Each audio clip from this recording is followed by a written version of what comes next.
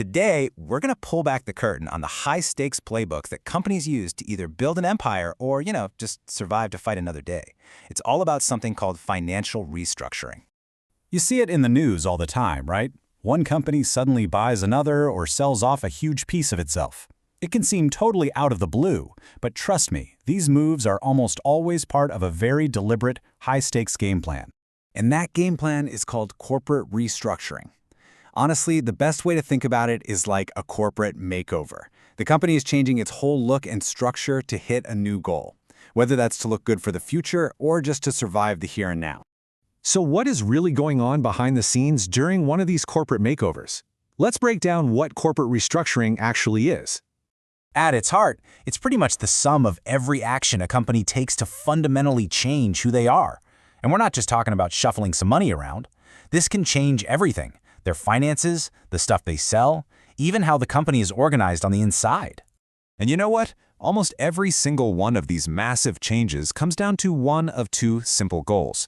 On one side, you have companies restructuring for growth. They're playing offense, trying to get bigger and stronger. And on the other side, you've got restructuring for survival, playing defense, cutting losses, and just trying to stay in the game. All right, let's start with the exciting part: building an empire. How do companies restructure to get huge? Well, for healthy, ambitious companies, restructuring is all about offense. They're not just sitting back, they are actively trying to expand their territory by buying other businesses, merging with rivals, or pulling off strategic takeovers. And this isn't just some abstract theory. I mean, we've seen this play out in some of the biggest business stories out there. Think about Tata Steel's huge buyout of Chorus, or Walmart busting into the Indian market by snapping up Flipkart, or how about Vodafone and Idea merging to create a telecom giant? Every single one of those was a massive restructuring play for growth.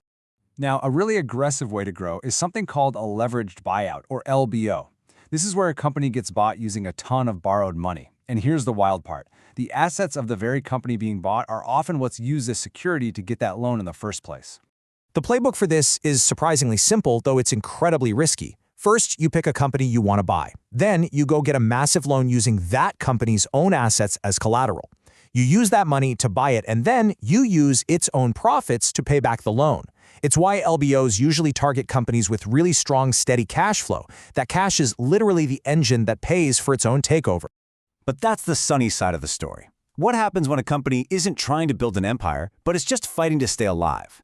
Let's flip the coin and look at the defensive playbook. So this is the defensive playbook. When a company is drowning in debt, or the market completely changes on them, or a big recession hits, restructuring isn't a choice anymore. It's a necessity. The goal is to shed weight, get lean, and just find some stable ground to stand on.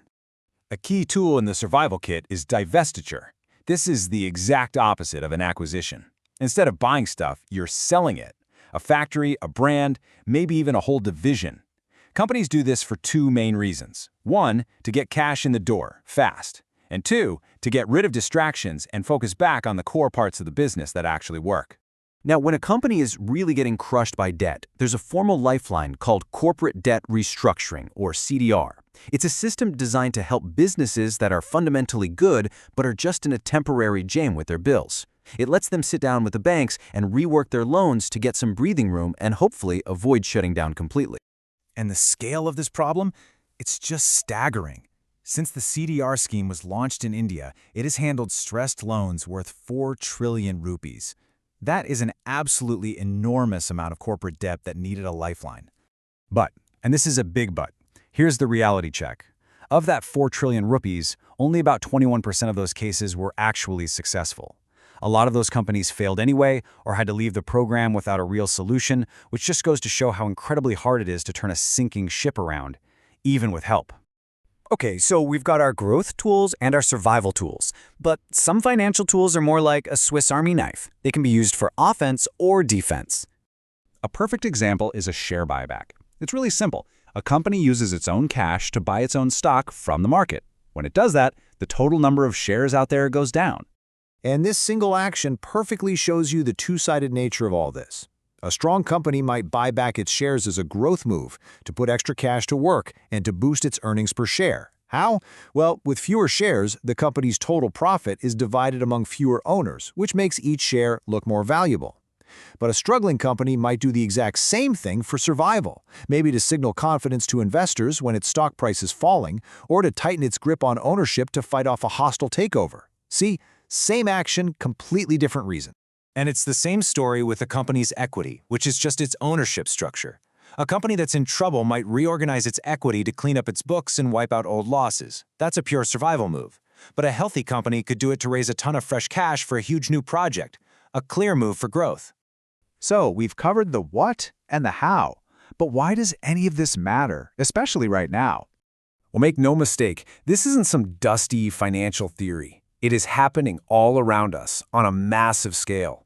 A 2020 study, right in the wake of the pandemic, found that a staggering 2/3 of Indian companies were planning to divest, to sell off parts of their business. That tells you there was a huge economy-wide shift towards survival mode. Get cash, cut debt, and adapt to a new world. So, at the end of the day, that's what restructuring is. It's this powerful, constant engine of corporate change.